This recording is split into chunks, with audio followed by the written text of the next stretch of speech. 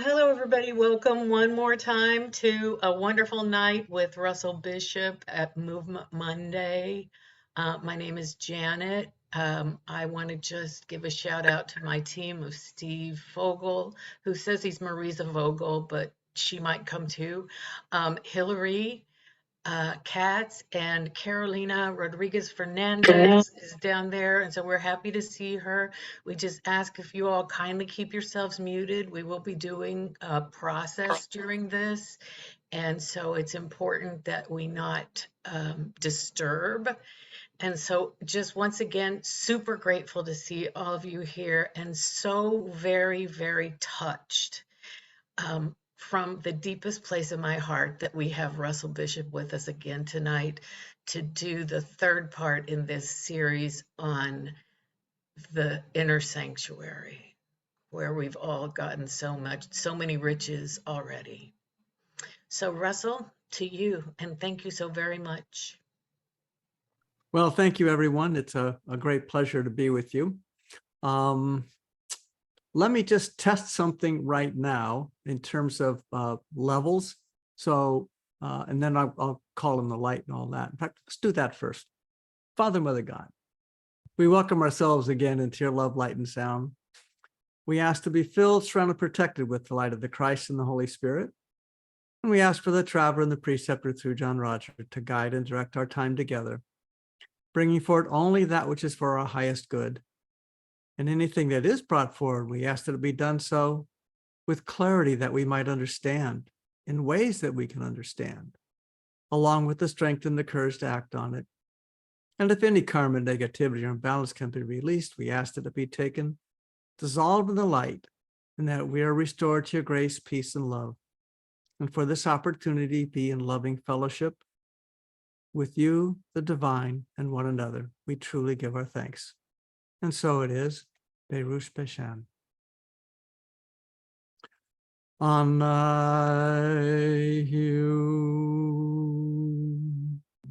Anayu.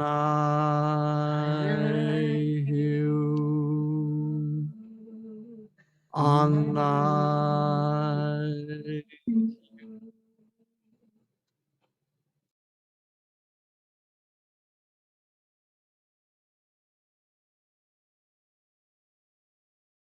And so here's a little level check. My voice, along with some background music, which we'll use later.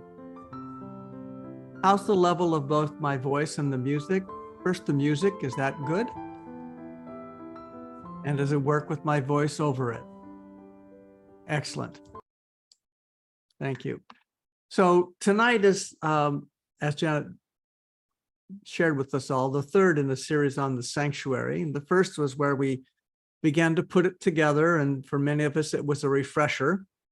And so the sanctuary, if it's new to you, is a notion about some place we can conjure up in our mind or in our soul that we can go into to do work that you wouldn't ordinarily do at the physical level.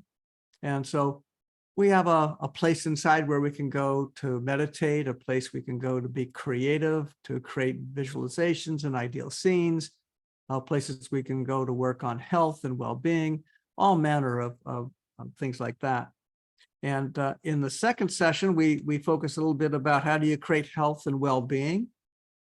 We imagine things like relationships and sometimes even careers and jobs, abundance and prosperity. And tonight, we're going to focus on what I call answering the call from spirit.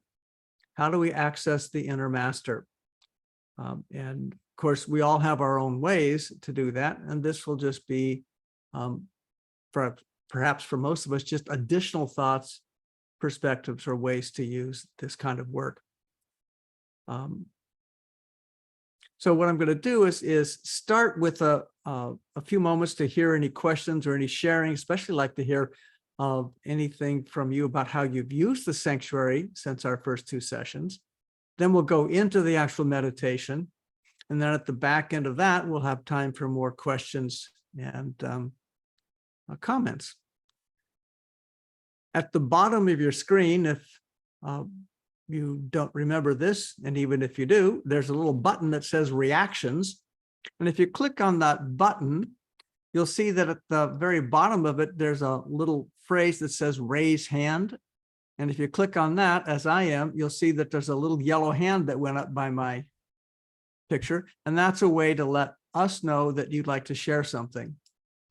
So let's start with this. Does anyone have something like to share or a question they'd like to ask? How you've used the sanctuary or how you could use it? Anything in that arena or anything else for that matter.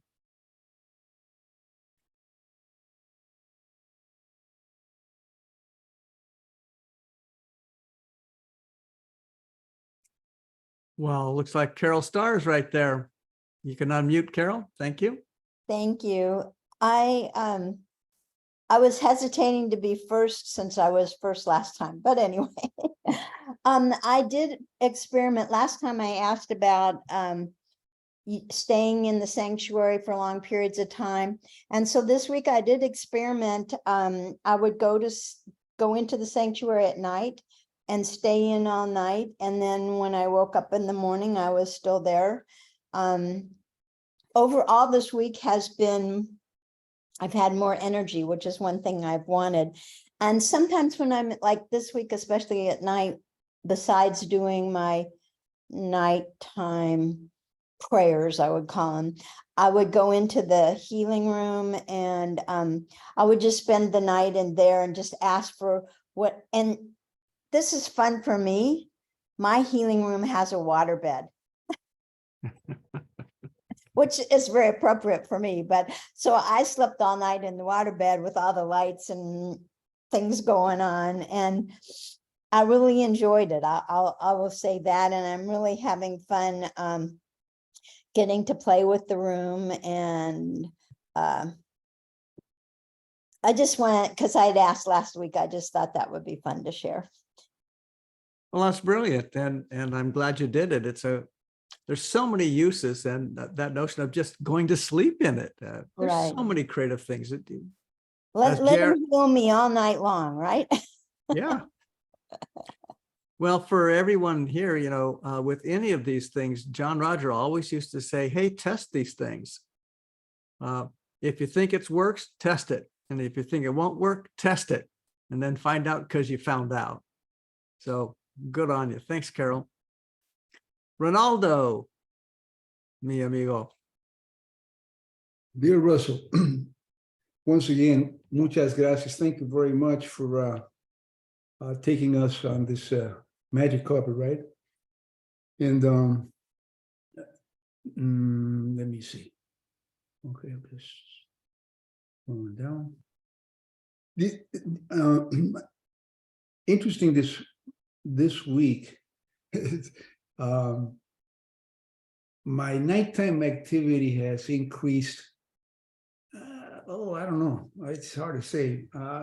It almost looks like I go to sleep and I'm on just one dream after another dream after another dream after another dream. So I'm gonna just kind of put it on my list as like interesting correlation. And in terms of value, in terms of what's going on here, I really like, very interesting. Like you just mentioned, JR mentioned was we're the check it out group. So I'm checking it out. And also the SCs also have tended to be what I would call very, very active. So whatever's going on inside, feel like pieces are being moved around. As I talk to you, I feel like one of these interior designers. Well, we'll put the sofa here, and we'll move some of the pictures here, and we'll put. So something's, I sort of get the sense inwardly or intuitionally of something interesting and of tremendous values going on. Yeah. Maybe you shared something at the beginning or some point, and I didn't get it, and or maybe not. At what point you and JR sort of came to the conversation or discussion? Hey, let's do the inner sanctuary, and that's part of the exercise and the value of that, or the mechanics of that, in terms of the inside training. I don't know, maybe you did share that already and it went way above my head, but if you feel it's okay to share about that, that I would appreciate that for the highest school. Sure. And before I do that, let me just make an observation. If we go back several weeks, you and I talked about you were having a, oh, I just call it, well, I don't visualize sort of self-doubt expression. Yes, So what's really important about that is if I tell myself I don't, I won't. right. And so I gave you a notion of, well, could you remember a room you grew up in as a little boy? And you could. I said, so that's a little bit of what that's like for you. And as soon as you begin to move into that, you open the gate wider for spirit to bring to you. And then we did an inner master in there. And in all of this, my sense is that what is taking place is that you're saying, Spirit, bring me more in ways I can work with. And that opening, Spirit says, oh, sure. And so it's, I don't think it's coincidental that you're having heightened awareness of Spirit working with you. I think it's beautiful. Thank you, Russ. Appreciate that. You know, Absolutely. Origin wise, the notion of a sanctuary of inner workplace goes back at least to Jose Silva and his work called Silva Mind Control. I experienced it in 1973, interestingly enough, with Carol in a seminar called Mind Dynamics, and there they called it a workshop. Now that did not have a spiritual overtone to it, but it definitely had ways to work with visualization and healing and a lot of that stuff. As I then began to do other work between 73 and 78, and I met JR in 78, so I began to bring more of my awareness of the traveler and that kind of spiritual energy into this work and begin to add a little more to it, including the notion of bringing in sort of a master guide or spirit teacher or whatever. And then with JR, we just morphed it over to the inner master. And as I've shared before, we like to invite the inner master. You can invite a specific form, but if we say inner master, that sort of opens the door to Spirit to bring whomever will be the most relevant being of light, given current circumstances for each of us. So that's sort of the basics of how that worked. cool. Thank you so much, Russell. God bless. Absolutely. Thank you. And our friend Alida. Hi, Russell. I have a question. I don't know if this is a good time to ask, but I, for years and years, have suffered with insomnia. I mean, it's a challenge for me to get to sleep each night. I've actually, the only way I can get to sleep anymore is if I take a half of a Sominex, which is an over-the-counter product. Is there anything that you can suggest as far as sleep goes for the inner sanctuary? Yeah, let's see if I can, there's something I may be able to bring up here quickly. So you're going to see me sort of looking at the screen oddly.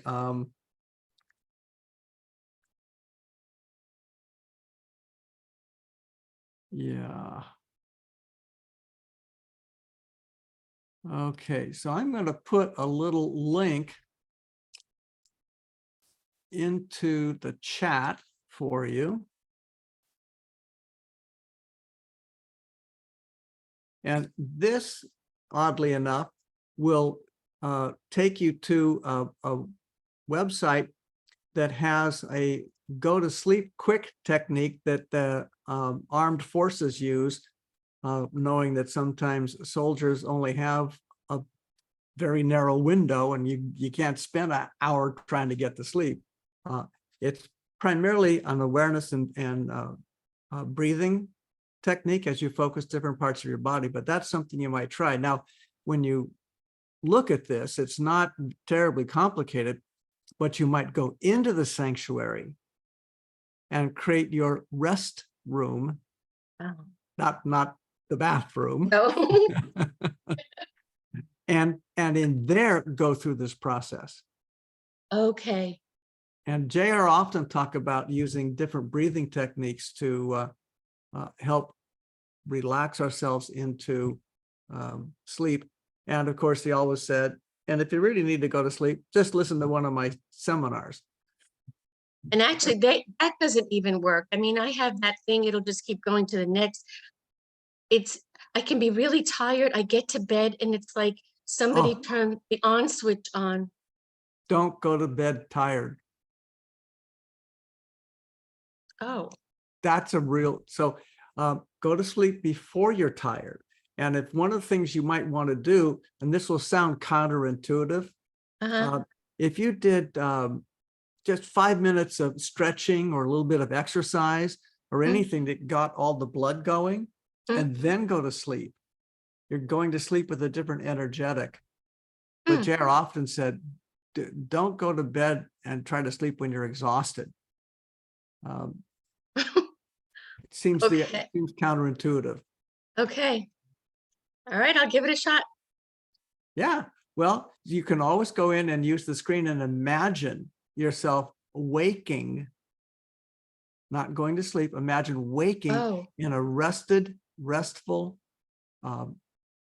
fully restored and recharged state. And then the That's a- rest of you will line up to bring it in. okay. Okay. I mean, I've exhausted the angels of sleep and John's, talked about it, but nobody's listening. So hopefully something here will work. Well, see, if you even that your language there, you said you've exhausted. Ah. Oh, God. Oh, God. So the focus is, notice I said go into the sanctuary and focus on awakening Awakening. in a restored state, a Okay. revitalized state, an invigorated state. Because then you make the focus on invigoration and being energized. Okay. Right now you're focused more on being enervated, which means Okay. completely drained. Okay. And of course, you focus on draining, and then the reticular system, which we talked about, says, oh, you must want more drainage. Draining. Okay. And the basic Okay. cells, oh, I know how to do that. Very well. Yes. Yeah. Good. All right. Thank you. Thank you. Thank you. Thank Sure. you. I mean, these things are so odd, when and it's the same way for me. I mean, you hear me say this and you go, oh, well, of course. But somehow we pick a focus that sometimes doesn't always work for us. Yeah, well, that's, I think Jared called it being human. Okay. Good. Yeah, yeah. Thank you. Mhm. You got it.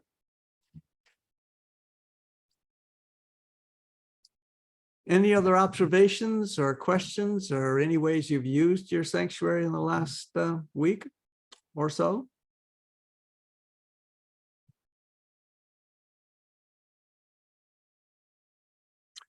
Okay, Susan, you used the physical hand, but my screen saw that. Can unmute yourself. Physical. Yeah, Susan here. Yeah, I just noticed something that my sanctuary can be kind of liquid. It can change a lot. Mhm. And I kind of like that because I had a friend who was a spiritual teacher, and he was pretty amazing. And when he was dying, he liked it that I was there with him, and he shared that he had a sanctuary out in space. And I'd never thought of that. Mhm. So recently I started playing with it. And I see that, well, I saw one time where it could be that my screen is like this, kind of like a UFO, shape, the whole thing. So it's kind of this rounded, big thing in front of me, and that anything could be outside of it. Didn't have to be space. And it could be like a field of flowers, and I could just walk right through it and into it. And I could come back. So it was just an interesting observation. And I also, this morning, I was putting the sanctuary on the ground and having the space out of the window. Mhm. So it had a combination of things, and it was just, I don't know, I just enjoyed it. So I Sure. thought, that. Well, you said liquid, Yeah, and I immediately heard fluid. fluid, yeah. Or Because- plasticity, it's the same thing, kind of. Well, the nice thing about a liquid is that you can put it in any container and it takes the shape of the container. Yeah. And then you mentioned space, and just sort of an observational question. Is there anywhere that spirit isn't? No. So God made it all, and Think it's all so. spirit. So part of the notion is to be that kind of fluid, flexible, that we can go into anything and be Right. fully present with the spirit, because it's fully present with us. So it's a very beautiful notion. That's why when I do these things, I say, well, it may be a peaceful place in nature, it may be by the seashore, it may be on a cloud, it could be in a bubble, it could be anywhere. Yeah. When you did this, I saw it as a bottle for a genie. Yeah. It'd be in the bottle. Anyway, I'm having So fun. so rub your bottle head and let your genie out. Sorry. Thanks so much. Absolutely. Doug. Hi, Russell. Hello, Doug. So I found that being in the sanctuary, and often my experience was flying over it. There's a number of shows on YouTube where they are meditative, and so I have that on in the background along with my candle, when I'm working. And I found that through the week, kind of in the midweek, I really experienced a lot of ambition, and I'm naturally pretty ambitious, and began to feel like there was a chasm between, I was a little lost in my ambition, like it was kind of leading me, and it became kind of, I was aware of pressure. And I kind of, said, well, okay, you're doing all these things, and the natural thing to do is to do less, not do so much. That's just how I respond to it. And I wonder, with your experience in the business world and just your own experience, that idea when ambition becomes too much, and it takes the place of a flowing kind of process. Well, let's see. We got another seminar here. Didn't mean to ask big No, questions. it's really good stuff. I don't know if you got a copy of my book, From Self-Talk to Soul Talk, Uh-huh. but you might want to pick that up and read the sections there on inspiration and aspiration. So in a very condensed form, and if you want to do anything about this individually, please, just go to my website, russellbishop.com, and sign up for a free session, and I can work individually with you. But here's sort of the overlay. Ambition often comes out of the ego. And you may remember JR did some seminars, or actually I created them and we did them together, on the sacred cows. And sacred cows were recognition, money, which has to do with another form of recognition, romantic ideal, those. Lots of businesses are trying to motivate people. And so it's a motive for action, but motive contains the root word for emotion. So we're trying to get a feeling moving, and we try to stimulate somebody else to do it. And they're called inspirational and motivational speakers, except that they're not inspirational.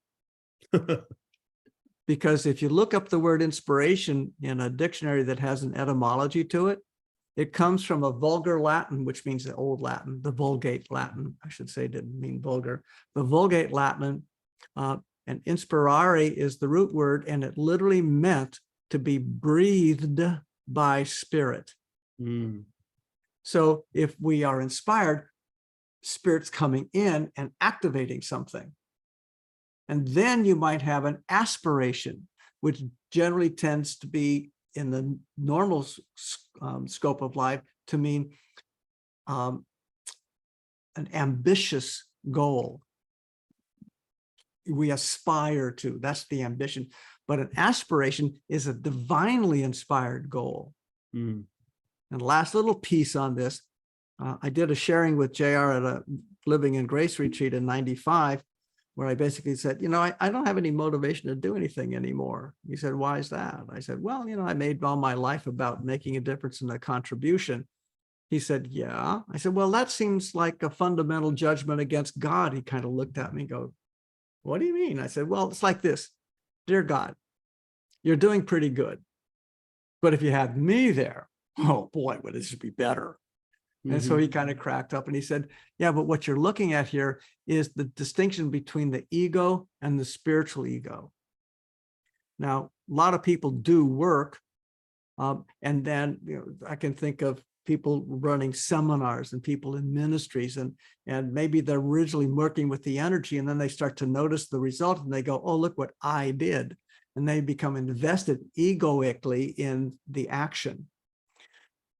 Spiritual ego drops in what the spirit would have us do, which is perfect for tonight's focus, which we're saying, how do you answer the call from spirit? Well, first we have to open and receive it. But once we receive it, then what? Well, that's when spirit uses the ego to deliver it into the world. So we need our skills, our capabilities, and enough ego strength to stand up and do something, but enough awareness to say, oh, I'm the conduit, I'm not the thing. So there's a whole lot we could explore on that. But if you want to do something one-to-one, just book a session. Great, thanks. Does that help? A lot. What it does is it gives some different paths to go down and say, and I think most of all, it's taking these words like inspire, you know, in the way it's in spiritus, and taking those words and just meditating just on those words and seeing where it goes and use it as a reference point. Yeah, when people misunderstand the focus on words, they think it's about definitions and kind of getting, well, it's just semantics and it's anal retentive. No, no, no. Words were only created for a single purpose, to move energy from one place to another place. Now, whether it was pass me the water, please, or we better move because here comes the lion. Words were created to move energy. And so they are, in fact, a form of the sound current that we're using to move. And then we eventually move into the vibration of it. And there's vibration in them. So we really want to get into the directions of words, not the definitions of words, because definitions put a box around it and says it's this, not that. And that's why Jared said, hey, I can tell you all this stuff, but that ain't it. Don't get caught in the box of the word. Move into the intentionality and the movement of it. And then we'll be in the spirit of it. Like I said, there's a whole slew of seminars on this one. But thanks for raising it. Thanks, Doug. Thanks. Henry.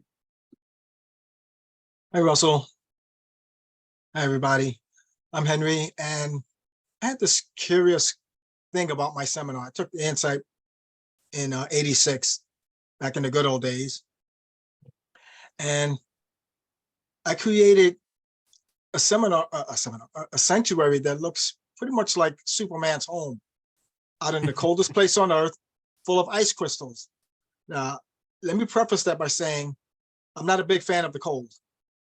I'm the type of person who gets cold or feels the sensation of cold in 70-degree or below weather. But yet I created a sanctuary, and it's been quite functional, and it still is. I love it. I love the design of it. You know, it's not physically cold to me when I go in it. Mm-hmm. But I was just curious, you know, and it just occurred to me, it's like, why did I create something that looks like that? When I could have created any other thing, you know.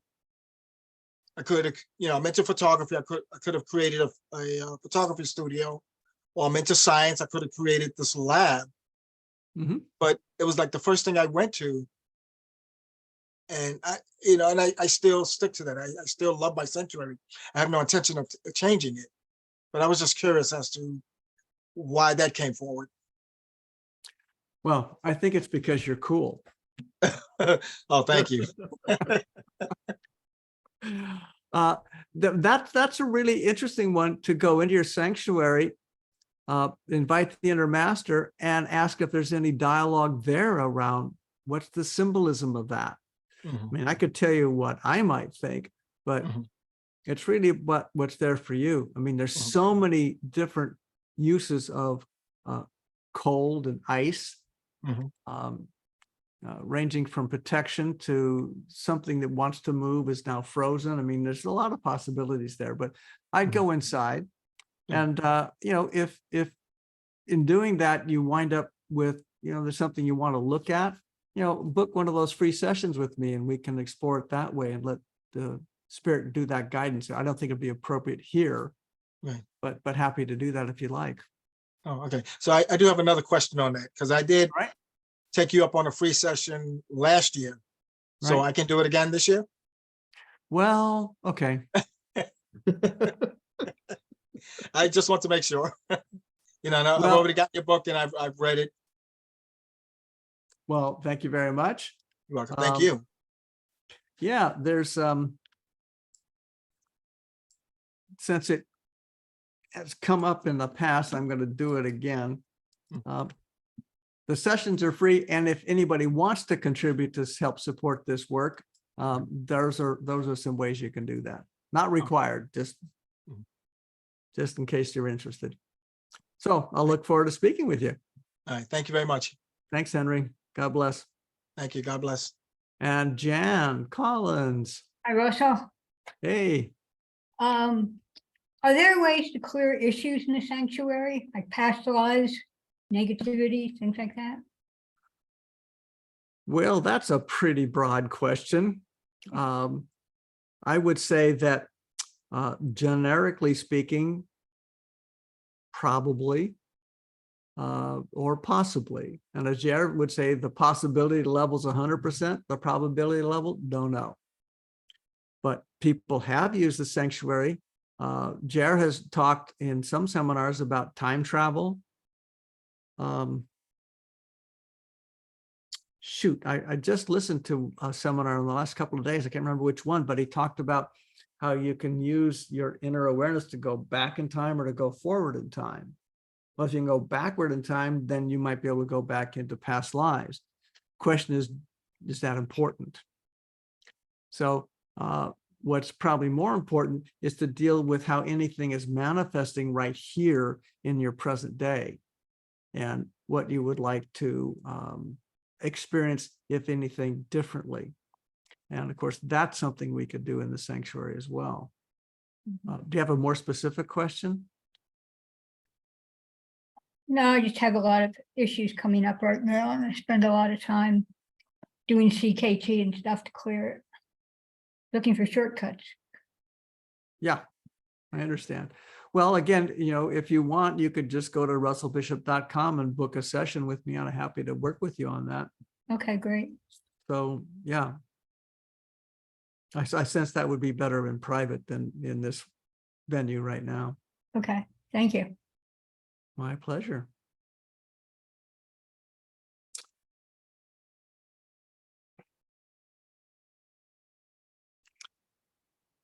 So let's prepare ourselves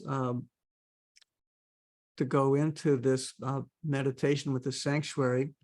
We're going to bring some questions to mind about how are you being called to serve, whether it's self, family, or others. How do we open to receive and have access to inner guidance? And we're also going to be looking at ways to identify patterns or judgments that can be released. It could be for use of healing in relationships with yourself, with others. There's a lot of possibilities here.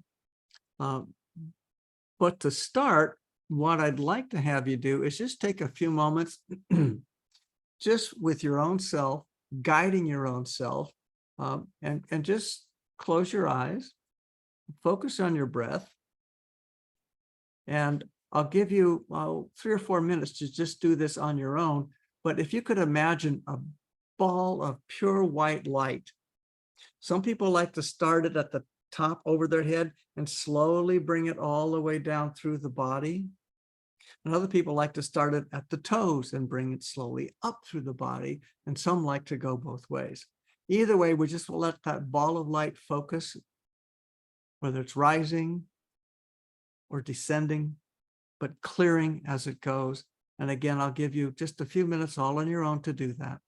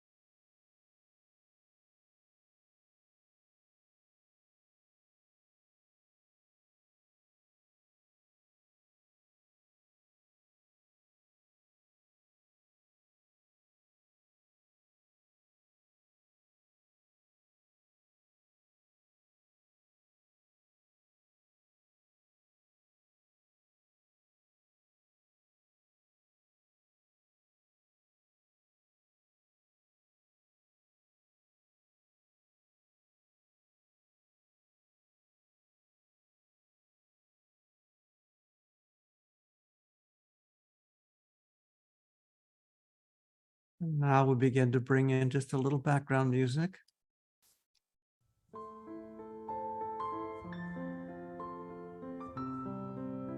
And just let that ball of light continue to fill you, surround you, and protect you.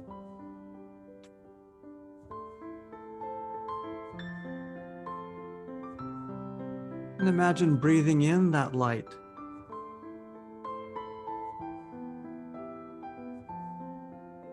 And as you breathe it in, it expands within you. And as you breathe it out, that light gathers anything you no longer need and releases it through the breath.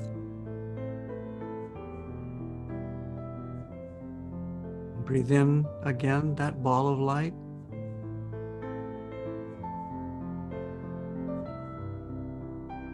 And imagine that it's lining up all of your energy centers within you.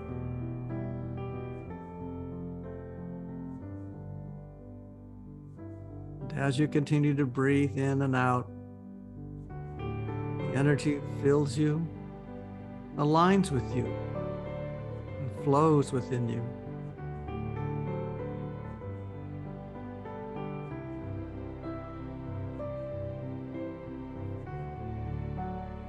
And as you experience this blessing of light, of clarity, of fluidity, let yourself now begin to move toward your sanctuary. And it might have been on a mountaintop, in a meadow, by a stream. On the seashore, it might have been a cloud in space. Just free form, it could be anywhere. And if it's shifting, just allow it to do so.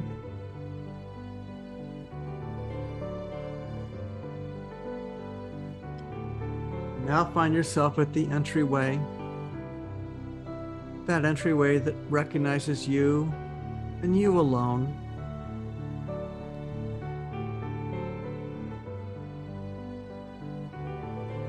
And so as you enter that sanctuary now, again, you are filled, surrounded, protected with the light. If any disturbance, any negative energy of any kind is present, it is cleared now. And you find yourself entering that most welcoming of space, that essence of who you are, stepping more fully into your soul.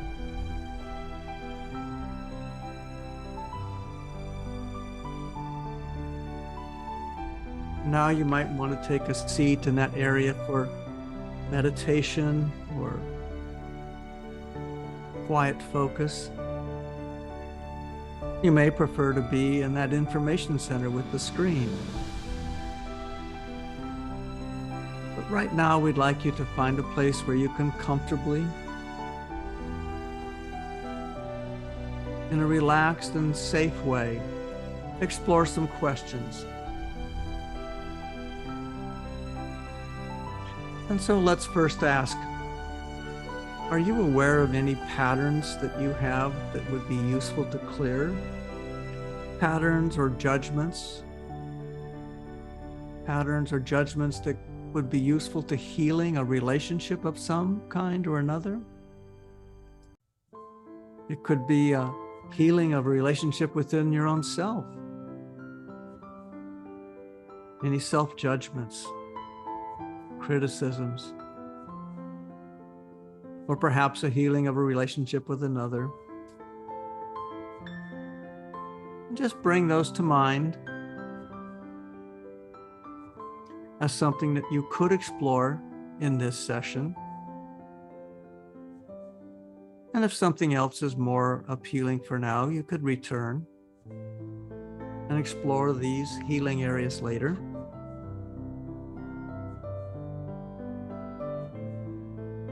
If you know someone with whom you need to have a loving but perhaps difficult conversation, you might imagine that as well.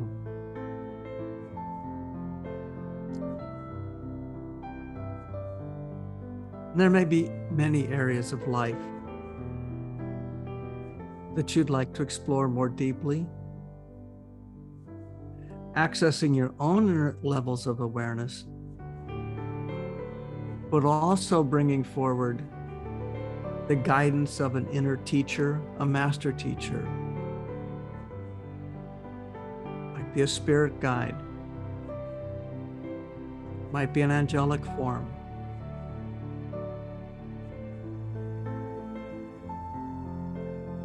Sometimes all that's necessary is to go to the sanctuary and imagine a state of active balancing, of active clarity.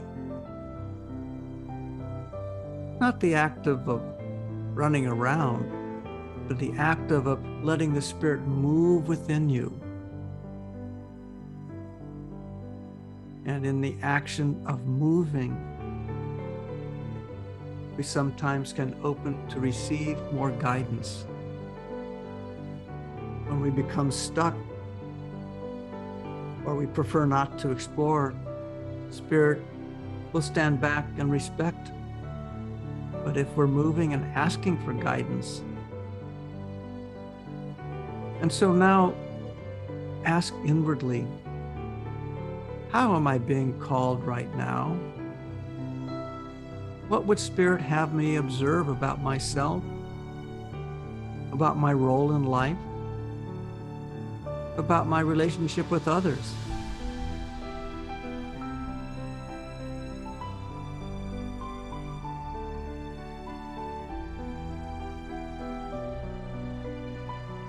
And as you ask to receive that inner guidance, ask that it be presented to you according to your capacity to receive, as well as your capacity to act on it.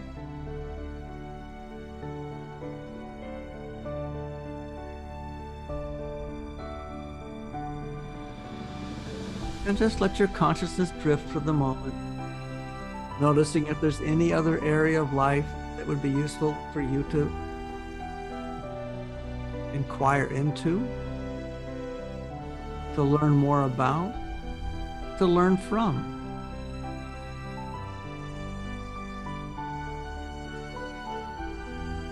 And it could be one of those patterns or judgments or relationships we've already brought to mind.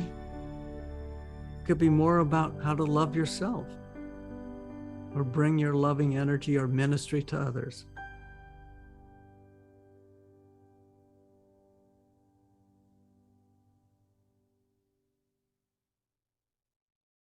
And now, with whatever information you have present inside of you, whatever awareness is present, whatever seems to be calling to you or pulling you forward, you can use that people mover, that materialization chamber, whatever that tool or system is you have, to invite others in. And so send forth the call in spirit that you invite your inner master to be present with you now.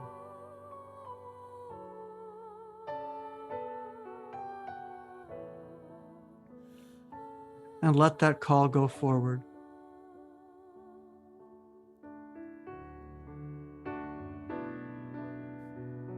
And spirit receives the call. Your inner master gathers the energy to come present with you just now in the ways that will be most perfect for you, in ways that will be most divine.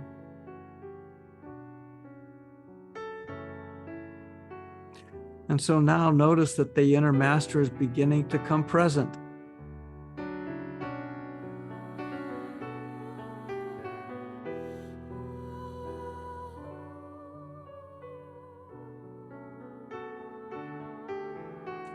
And is that master taking a form you recognize? Sometimes it's a very recognizable being. Could be a traveler, or a spiritual teacher, or a Buddha. Sometimes it takes the form of a friend. Sometimes the master teacher comes in as an energetic. Could be a color of light or a ball of light. But whatever that presentation is, welcome it now into your sanctuary.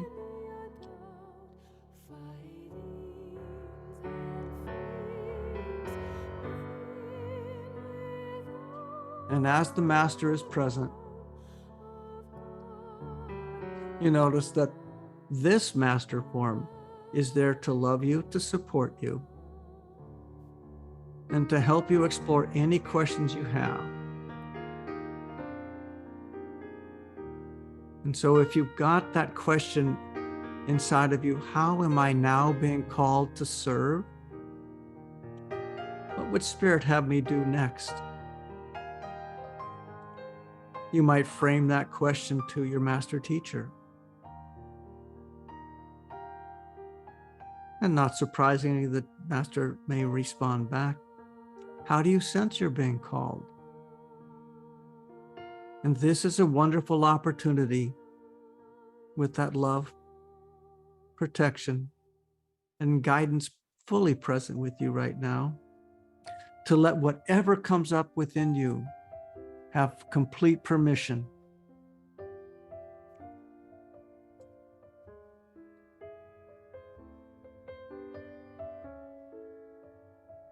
For you are vibrating at that level of the soul and that connection to the divine.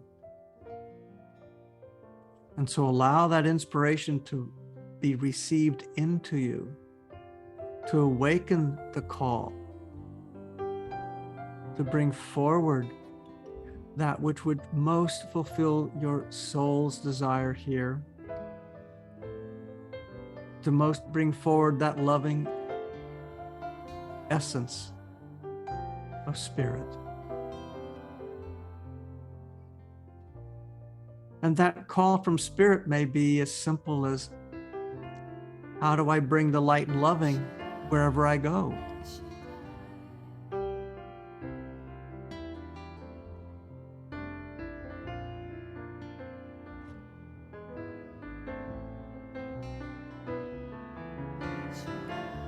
It might be, how do I bring that loving to a certain relationship? Could be a relationship that needs healing, forgiveness, or acceptance. It could be your attention is called to someone you know. It could be a family member, a friend, a coworker, who just needs the divine presence of quiet loving. And of course, you may also be called to serve yourself. For some of us are more accustomed to serving others. And so is this a time in your evolution as spirit, as soul, when you're to change your focus of serving? Is it external and serving some other people or the world? Or maybe it's turning inward and serving yourself.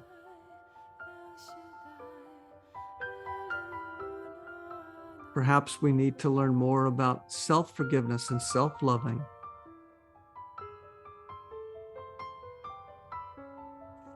And how would your life be different if you were more forgiving of self, more loving of who and how you are? And again, with anything that's coming up, you might just share that with the inner master and ask if they have more clarification for you.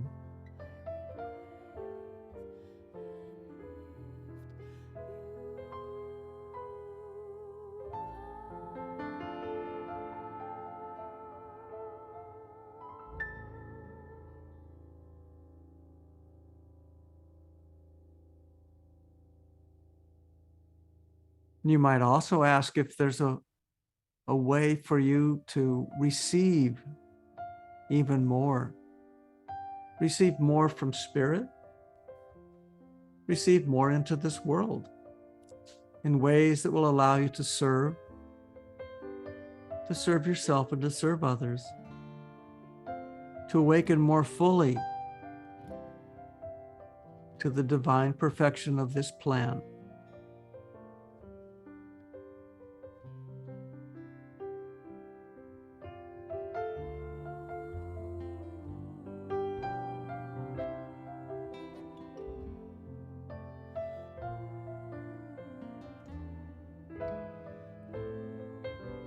And the master teacher may remind you that divine love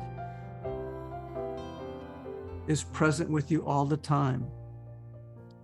Divine loving can dissipate and dissolve any wrong condition in your mind, your body, or your affairs.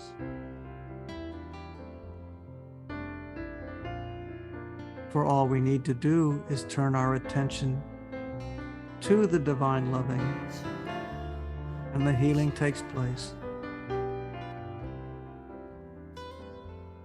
And so now, if you will, imagine yourself as a beacon of that divine loving. And how would Spirit have you radiate that light? And so you might ask of the inner master, how might I better allow that light forward into the world? How might I better serve that divine call?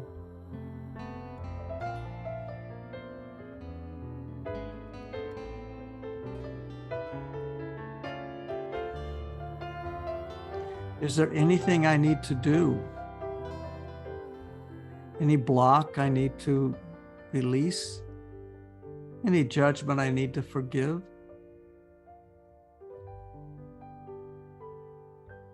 Any criticism I need to let go?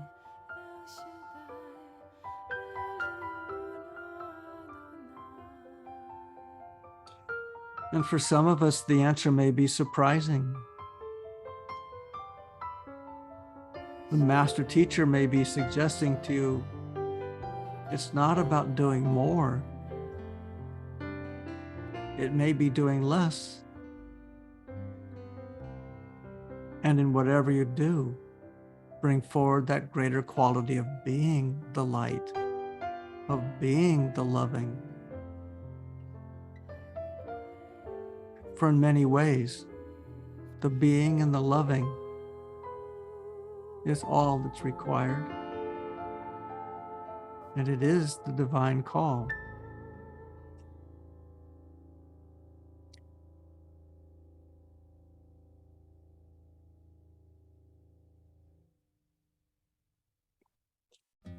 And so now we'll give you a few moments to just dialogue with the inner master. And if there's an area of focus, whether it's a relationship with yourself, with others, a specific focus of service in the world,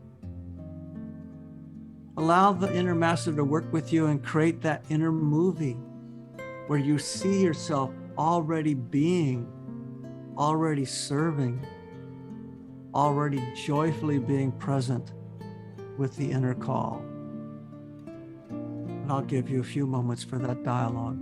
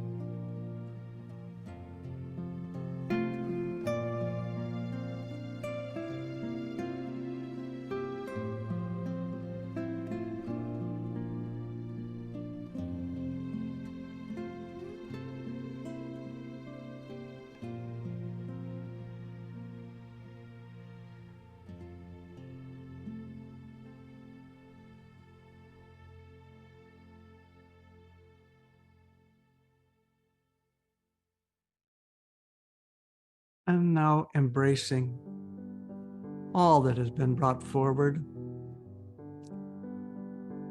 Allow yourself to imagine your life in the fullness of these spiritual gifts, of this divine presence, and know that the master teacher, the inner master, is always with you, closer than your next breath.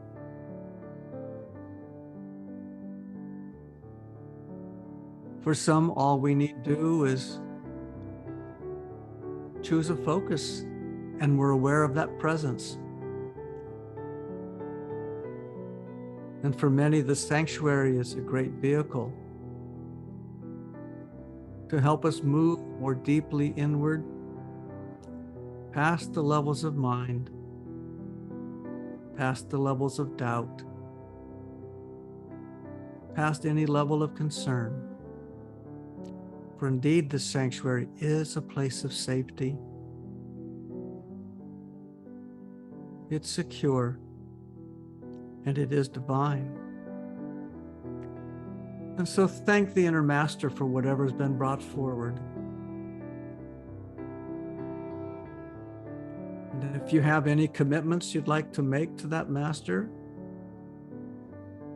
any commitments to explore or actually follow the call that is being presented, you might share that now.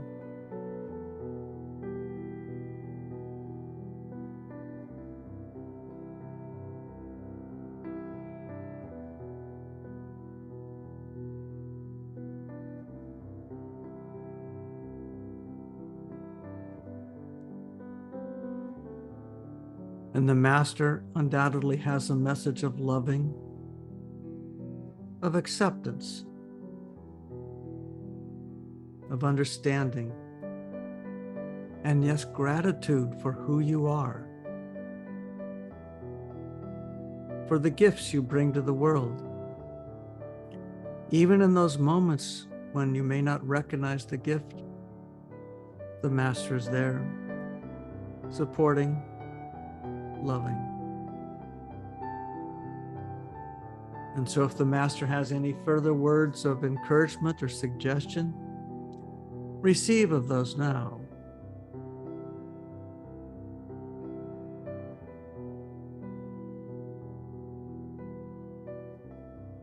And let this divine love, encouragement, and presence become even more fully awake in your heart as you thank the master. Surround the master in light, a brilliant white light of purity and of clearing. And the master says, they will take now with them anything that has been released, any karma, any misunderstanding, any limitation, will take with them and dissolve it in the light. And let you know that you are being restored to the fullness, the grace, and the peace of the Most Divine.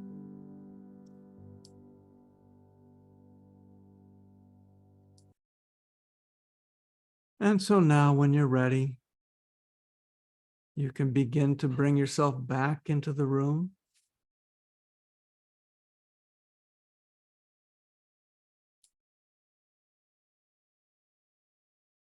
If others are present with you, you notice them as well.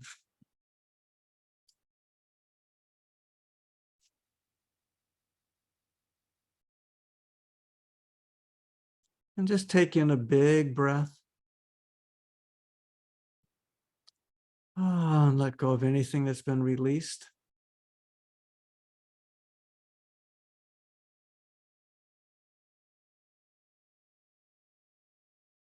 And again, another breath with that ball of light we started with. Let it rise within you and descend within you. Rise with each breath and release.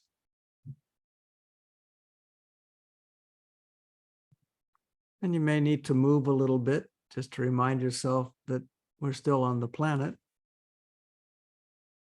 but also residing fully in spirit all the time.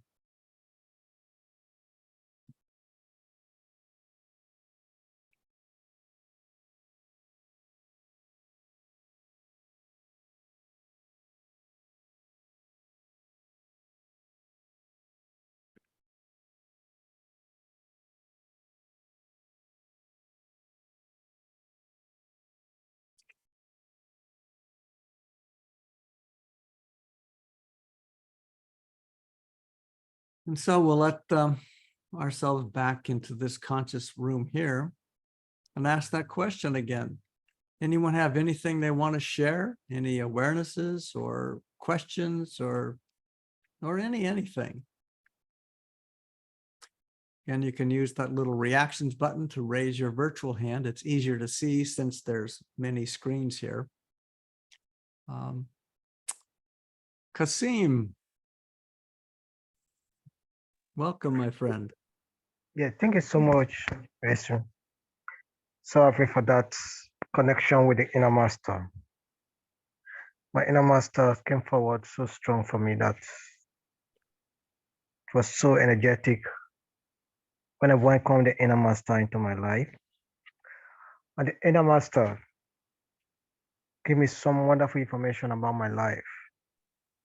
And it's so tremendous that working with the inner master has always been my joy. That at this time, the information that was giving me is for like what I've been looking for and what I've been searching for Hmm. all this while. And the inner master has to bring it forward now. I'm so happy. Thank you so much, Jason. Well, Thank what a you. blessing. Yeah. And thank you. I mean, it's pretty late where you are. Yeah. Thank you so much. Thank you, Kasim. God bless you. And Carlos. Hello, Russell. Thank you so much.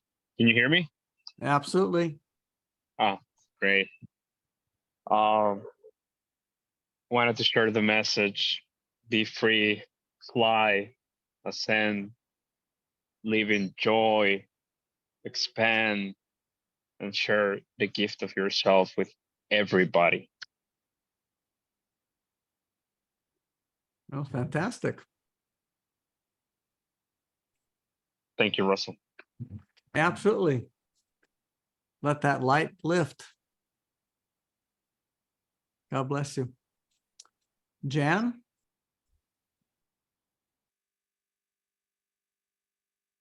You can unmute yourself, Jan. Thank you. The question is, if I'm having a dialogue with somebody in sanctuary that I'm having a difference with, my understanding is the essence of the person that shows up, the other person, is not necessarily their personality. So you can have like an honest dialogue and maybe you can work things out, but the personality part, when they go back, doesn't necessarily listen to that part. I mean, I'm not sure how, that's what I've heard previously. Do you have some insight on that? Yeah, and again, if we do a session, I might want to work with you more specifically, but the basic admonition is that if we bring somebody into the sanctuary, we need to be clear that we're not there to try to change them, control them, or have them be any different. Okay. Now, I think you've alluded to someone that you may be having some difficulties with. Right. Yeah. Sometimes the most elegant thing is to invite the person in if they're willing to come. Right. And if so, that's a message all by itself. And then simply JR's favorite 9 magic words: God bless you, I love you, peace be still. And then questions can be useful. Is there some way I could share my loving with you that would be appropriate for you? Is there something you need from me I have not yet provided? So notice we're not asking them to be different. Mhm. We're asking them if there's something they would like from us. Okay. But again, sometimes the simplest is the best. God bless you. I love you. Peace be still. Okay. Thank you much. Thank you. And it's our friends, the Whitakers. Hi, Russell. Hey, Larry. The thing about, well, first of all, my temple is my sanctuary is a Greek temple, alabaster temple that floats over a cliff, over the cliff, not on it. And I asked my master to come in, and it came in. It was my father. Well, first of all, right there, I love my father, and he was a very religious gentleman that believed in God very strongly. And the early part of my life, I was ill. I had asthma until I was about 12, from 2 to 12. And it shaped my life so didn't trust anybody. I didn't feel I fitted in. Anyways, I said that to the master.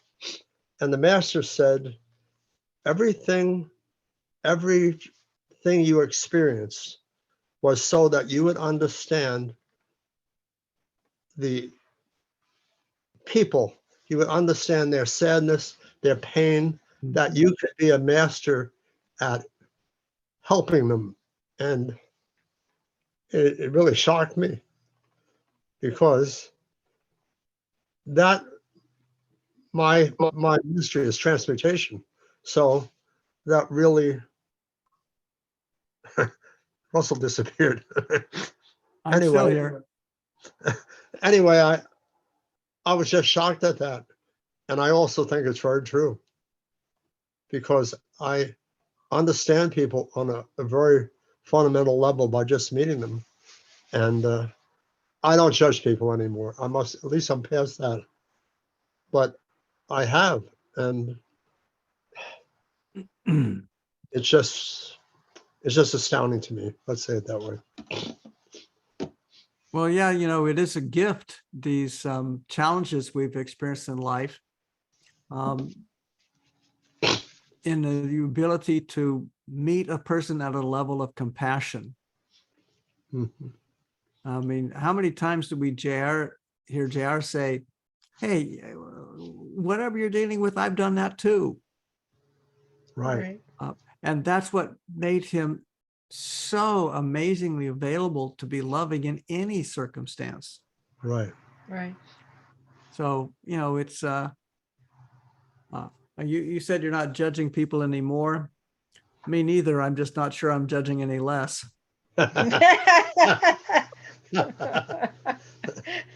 Well, I changed my wording. So the wording is the same, but my wording is different. It's better. Yeah.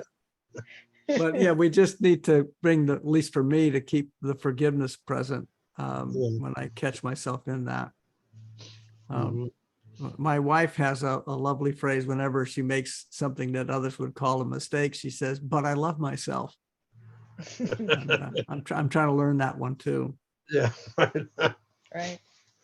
Anyway. And when you said what you said about the image of your sanctuary, Yeah. I mean, I just saw a painting of that. Yeah. Oh, Mr. Artist. Yeah. My inner self said do that, but I disregarded it. Not here, another time. I want to say one more thing.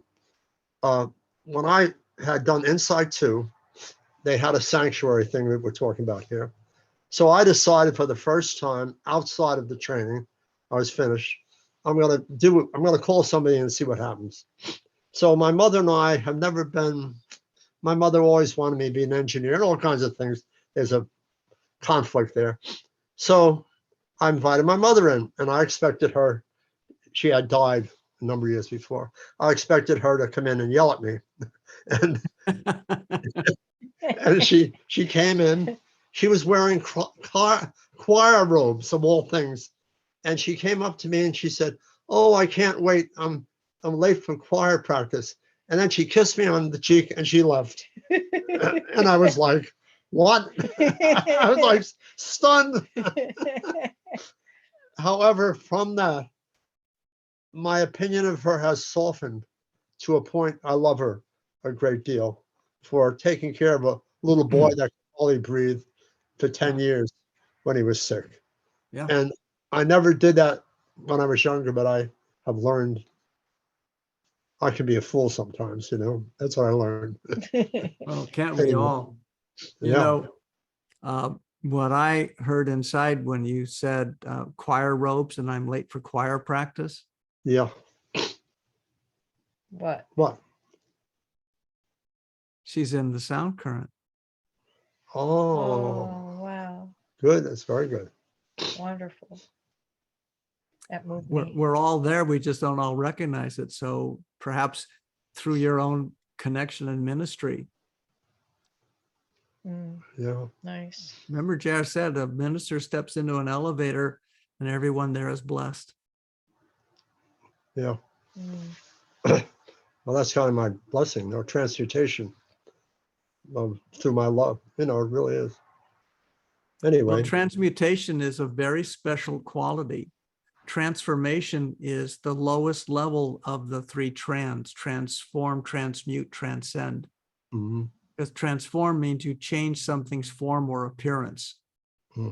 So I always like to joke, and I put it in my book, you could have an old Volkswagen and buy a Ferrari car kit and put the car Ferrari model over the Volkswagen. Do you now have a Ferrari? No. Did you No. change its form or appearance? Yes. And a lot of work that goes on in the world is about that level of transformation. We change the form or appearance. Transmutation says you change, and you look it up, it says in the dictionary, it changes the form or appearance to a higher level. Yeah. And so that's the work. And eventually we move into the transcendence where we rise above all of it.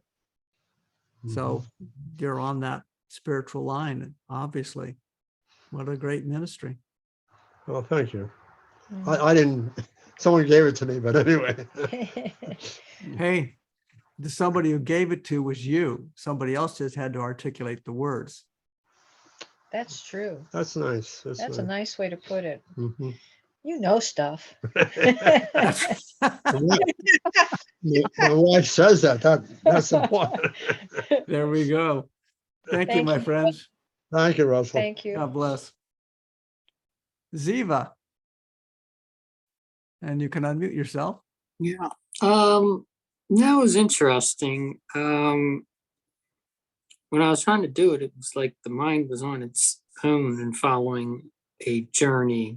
And like I tried to ask for an inner master, I tried to ask for different ways, and the only voice that ever came was something about an artist. And I'm like, yeah, so sure that's exactly, unless artist means something different than I might be thinking about it. But it's funny because a couple things that came up for the couple that they were thinking of were kind of close to my imagery. It was some of them most, like it was almost like just like somebody was just painting different scenes and visuals and stuff. And I misheard earlier transportation versus transmutation, but I've gotten like almost a sense of different things. I got singing, I got church, I got different stuff. And I was almost wondering if I was just kind of sensing some other people. I'm still trying to figure out as for myself how to get out of a rut and find myself and who I am and what I like and what I can do to be of service. So in one sense, I was hoping for kind of a really clear answer, but I'm not so sure. And it wasn't actually given it. It just was in a form I don't yet understand. And visuals, I think, can be very powerful and might be more communicating to another part of me that it can get through without the conscious mind objecting. So I'll see if in the next week what came today gets interpreted into something that I feel in quote unquote had use to me. I'm sure it had use, but it might make more sense along the way. If that makes sense. Let's see. I just put something in the chat. Yeah, so okay, contact for Yep. okay. And if you want to schedule a session, and I noticed Laura, you asked that question and I put the wrong thing in the chat for you. So anyway, that's how to do that. So that little link will take you to my website. It'll show you my calendar and it'll show you my calendar in your time zone. So you just pick a time that works for you and book it. But it was relaxing. Good. So I think it served its purpose, and wouldn't be surprised if as the week unfolds, meaning comes to fruition through what I saw. I can already see how it could have. It was a nice, relaxing. A lot of these things are about the process of awakening. Mhm. Now, there's a lot of people running around loose out there wanting everybody to wake up as though something bad was going on. And something I've learned is that this will be pretty obvious, but I'm good for asking obviously stupid questions. So here's the first one. If something is awake, what was it before that? Not awake. We're Or asleep. asleep. Yeah, kind of Mhm. duh. And if something's Okay. asleep, what was it before that? Awake? Da-da. And there's the whole mystery of awakening, of moving into becoming more of who we truly are, is we simply awaken to something that's always been there. We just forgot. Oh, I thought you were going to say a cycle, but yeah, that makes a lot of sense too. And another version of that, I was running a seminar with John Roger many, many, many years ago. And on a break, he said, Rusty, you seem so impatient. What's up? And I said, well, gosh, these people are being pretty slow to wake up. And he says, oh, well, if you had a little baby and it was asleep, would you shake it and say, wake up, grow faster? Well, duh, no. So there's a rhythm in life. You know, we breathe in, but we have to breathe out. The heart beats and then it rests.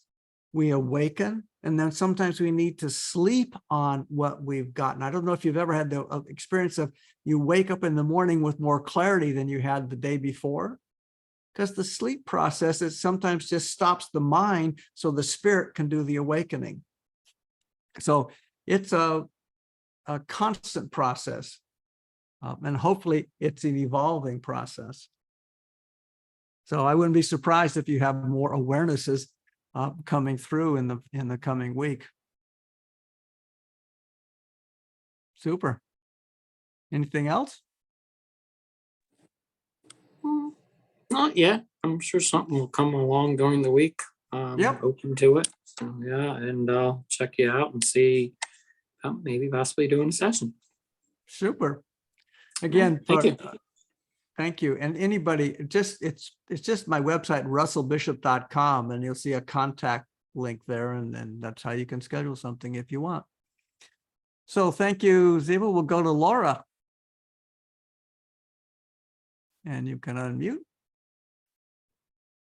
Hi, Russell. Thank you for doing this. This is lovely. I'm sorry I missed the first two. It's been enjoyable. I have a very vivid imagination, and sometimes I get confused whether it's you know, how it doesn't matter, but sometimes it feels so real that it feels more real than being here, you know, which can be a good thing when it's inner sanctuary. So there was a couple things that came up during the inner sanctuary that I wanted to bring up because I'm still working with it a little bit here. When you said there's something that the inner master could take away or give to you or something like that, I saw these hands go around my head and take all my thought forms that don't work well for me and blown like a dandelion into the nothingness from whence they came. And it was quite beautiful. But immediately my reaction was, but what if I have more thought forms? Will you be there to do that again? Or will you teach me how to do that again? Because thought forms are always coming and going, you know. But the message that I got was, we can create with our imaginations anything. We can make things simple and sweet. It doesn't have to be difficult. It doesn't have to be so hard, you know, to let go of things. It can be just blowing like a, you know, the dandelion thing. So that was a really sweet thing that happened. And then there was this other thing, that the other gift I was given was a dance with my inner master. And the interesting thing about that was my inner master became the beast from Beauty and the Beast, or sort of like a Sasquatch. And, you know, I was imagining that I was going to be dancing with this angel, and then this creature was in my arms. And my first reaction was, but it's more of a shadow, you know, it's more of the not dark or anything necessarily, but not what I expected. And so I was caught not so much about the reaction. I was not caught so much by who was in my arms dancing with me, but my reaction to it when it happened. And I realized that what I'm still working with is the judgment of not being fully awake, and that's my beloved, a part of me that's more beastly or human or whatever, I don't know. But my question is that normally I'm very comfortable with the shadow, you know, but it caught me off a little bit this time. Like I just wasn't expecting it. Sometimes the unexpected can be a little shocking, you know, to have to, because it would go in and out of being the inner master or just anybody. It was basically kind of saying like the beloved is always in front of you, or the different sides of yourself that you're dancing with or something. But I thought maybe you might have some insight into that. Well, I think the primary thing you were just coming to at the very end there with what you just said. Couple of basic questions. Did God create everything? Yes. Everything. Yes. Did God create everyone? Yes. And so is there anything or anyone that isn't of spirit? No. So then I simply have my demands about how it should look. Right. And I miss the spirit that's present or the gift that's present in whatever the form is. So maybe that's what spirit was presenting to was form. And so a lot of people, and so second thing, so next, you talk about shadow a few times here. A lot of people get caught up in shadow and all that stuff. And, you know, I understand what that's about, especially the Jungian sense of it. But something that I learned with JR was really powerful. If you're seeing your shadow, where are you looking? Have you ever seen your shadow? Yeah. I mean, your physical shadow. Oh, I mean, yeah, when I'm walking along, I can see the shadow in front of me. Uh-huh. Well, The is sun's the behind shadow ever behind you? Sometimes. When? Well, I'd have to turn my head around. In order to see your shadow, where must you be facing? Where the shadow is. Away from the light. Away from the light. Oh, okay. Yeah. And so if we're facing the light, shadow's not the experience. If we face away from the light, there's all kinds of shadows. And so it's the wonderful illusion that the shadow is real, and yet it can be experienced, which gives it the essence of feeling real. Just like oversimplified, but not so much. Have you ever been afraid of something that wasn't happening and you had a fear reaction inside of you? Yeah, well, nothing happened except you focused into it. So you focused away from the light into the negative possibility, and then your body said, oh, okay, here's the experience then. At the very simplest level, you've been hungry sometime, thought about eating, and had saliva show up in your mouth, and you weren't eating anything. Right. That's because we're built to respond to where we focus. So that's why JR never said, okay, we're going to have a shadow session today. No, we're going to have a light session today. So focusing to the light will illumine. And when you, I mean, the metaphors are endless. You go into a dark room and you turn the light on, where's the darkness go? It doesn't get up and leave. It's just, we're in the presence of the light. So you never have to address the darkness, you address the light. And that dissolves the darkness, or reveals it to be the illusion that it is, because all darkness is absence of light. Yeah. And the last little thing was that my judgment was of not being awake. That my judgment towards myself, and you kind of answered that to the last person, but there's this rushing or this wanting to be awake, like not feeling like, how do I stir that more? How do I get that part of my own presence and my light where I see it more, Well, that's where doing these kinds of spiritual meditations help us awaken. But do you have a particular skill in life, something you do well? I'm a counselor. Okay. So you have a license? I do. Did you have to do some interning before you got your license? Oh, yeah. So are you better now than you were then?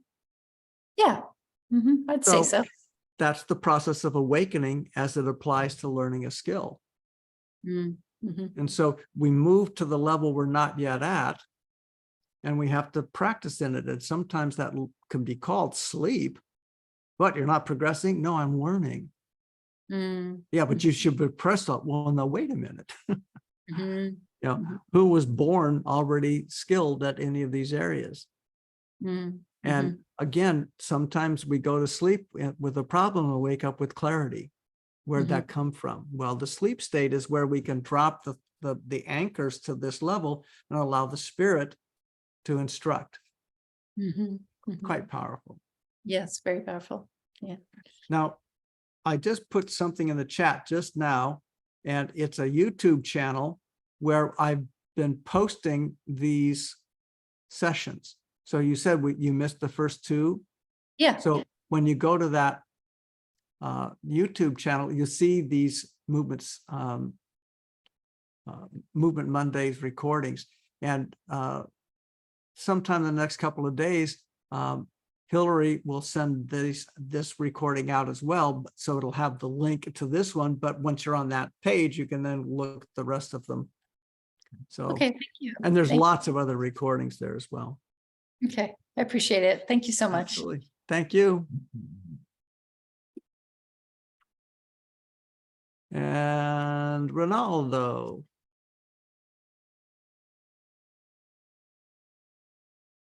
Well, I'm definitely getting my money's worth here.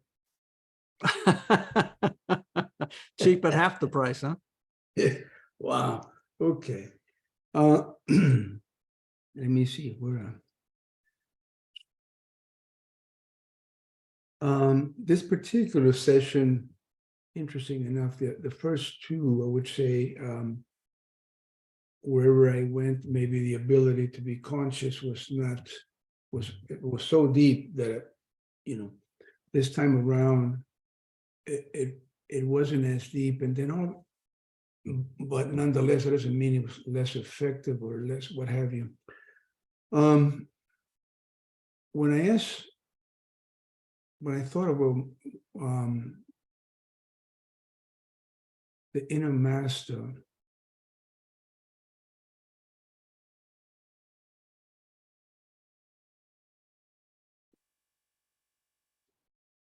is interesting because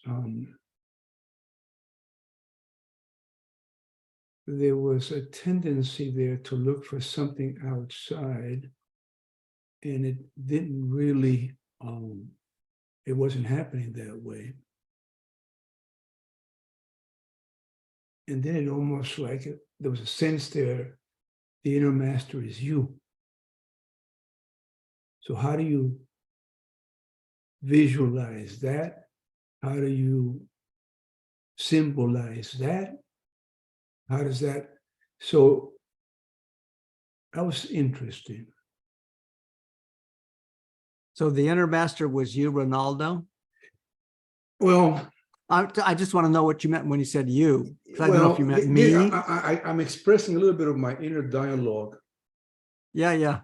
And it was not me in terms of the physical form either.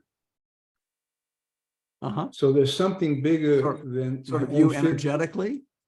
Me energetic, it's like, let me just go a little bit, continue for a second here. and then maybe it makes sense. Uh-huh. And then I asked, well, what's the gift? And the answer inside was, the gift is your own unveiling. The gift is what? I didn't hear that. Your own unveiling. Yeah. So, okay. And so now we get into an area where their words become tricksters of a sort. Inside of my consciousness, it's like I'm trying to describe something, and I can almost feel that as I describe it, I'm almost what is it? I'm obviously lying. There's a part of me that feels I'm kind of trying to say something, but I'm lying at what I'm trying to say. In earlier today, because in life there's no coincidences, right? That's how I look at it. There's no coincidences. So I'm looking at my Facebook page, that's one of my hobbies.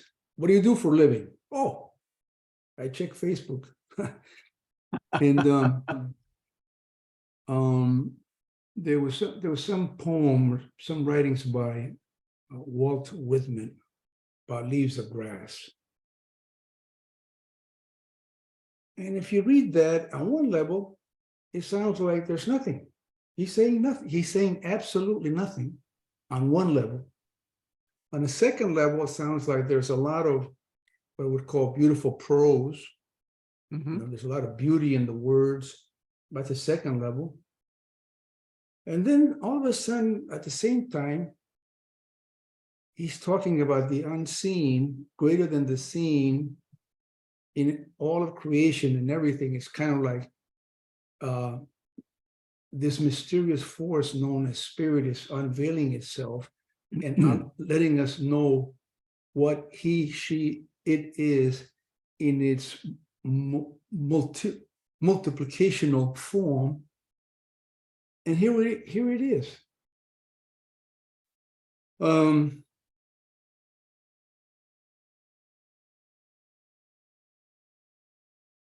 So I kind of, I suppose I want to just share the sort of the dialogue and the speech process, or the dialogue process in all of that. But for me, it was quite rich, was very subtle, very powerful. And I kind of love my little scenery in the back. There's a sense of this journey, the embarking on the journey, the discovery in the journey, and the journey includes the beginning, the middle, and whatever the et cetera in the end, and it's all of that. And so I'm going to finish for now because I know we have a time limit, but I wanted to share with you and my appreciation to you and to this beautiful group of mariners as well, for the highest good. Thank you, Ronaldo. Yeah, you have a great mind. Yeah, but more so a great being. Thank you, my friend. Well, it looks like we may be coming to our end for the night. So Janet or Hillary or Steve, anyone have a closing comment? I'll start, and hopefully my wonderful team will join in. This has been super fantastic, and I'm thanking my inner master for bringing all of this forward, and all of our inner masters for the creation of whatever this is. So that's what I wanted to share. We do have things coming up next week. In fact, we have got one of our participants, I think she's got her camera off right now, but Catherine Corona is going to be here. I just put in the chat the flyer. It'll go out on our email list. And if you want to be on our email list, Hillary will put our email address one more time in the chat. Also, I'm just going to take a wild guess that this may be a lot of people that are MSIA people, ministers perhaps, and we do have a class, a PTS class coming up the last weekend, the 29th and 30th. It's a 2-day class, 1.5-day class of working with the blessings in your ministry. And so anyone that would like information on that, it's on the MSIA calendar, but we'd love to know if you're interested so that we can flesh out how this class will be going forward. So that's what I know about that. Anything, Steve, you want to share? Just to say thank you, not only say thank you to you, Russell, for your generosity and to bringing so much your energy and effort here, but to thank everybody who's been coming and supporting this, by showing up and just bringing your energy here as well, because Russell would be pretty bored if he was just sitting here talking to a big blank space. So the big checkerboard of folks means that we're participating, and I guess just to say thank you for participating and availing yourself of the generosity that's been offered here, and to say if you like this, keep coming back. We're here every Monday, and that's really all I wanted to say, is to say thank you. Okay, and just to put a button on that, I wanted to also say, so we do have Catherine Corona next week. And then in the month of August, we have Melba Alhante coming to do an evening with us. So please join us for that. That will be August 7th. We also have some other people scheduled for that month, and we'll be sending out kind of a bullet point list that follows up with that. But put next week in August 7th. And when we don't have speakers here, we do JR seminars or John seminars or something that is with that follows our spiritual intention and mandate. So And just I want to say one more thing. It's in the chat, and maybe we'll post it there for you one more time. But it's just to say, Russell had mentioned, and he's got a few ways that if you'd like to support his work, he's got his website, and he's got a couple of ways of getting the spiritual energy being turned into money, and that's an okay thing. And so those things are in the chat, ways of either Venmoing or whatever other, just, I don't know, cryptocurrency, whatever it is you want to send bake cookies. I know last week Russell put his address in. So if you want to bake cookies and send Russell cookies, I don't know, whatever, however you'd like to appreciate them, it would be great. Yeah, I think, is that what you just posted in, Hillary? yes, thank you, Hillary. Okay. So that's all I have. Russell, do you want to do a close? Absolutely, Father, Mother, God, thank you again for this opportunity to be in loving fellowship. We ask that the light, the Christ, the traveler, and the preceptor take from us any karma negativity that's been released here and bring forward the clearing for us individually, for our rooms, our homes, our technologies, and all with whom we interact. We're so grateful for this opportunity to have been in this loving light. Thank you, Beirut Beshan. Thank you all so much. Be sure to drink some water. I love you. Good night. Thank you, everyone. Thank you. Thank you, everybody. Love you. Thank Good you, Janet. night. Take care. Yeah, God Bye-bye. bless. Well, God bless. Bye. God bless. thanks, Yes, Janet. Don't drive without being in your body. Russell. You gotta be in your car and in your body. That's the basic. Thank you very much for that, Doug. Cheers. Thanks. Yeah. All righty. Bye. Good night, everybody. Talk to you soon. See you next week. Bye.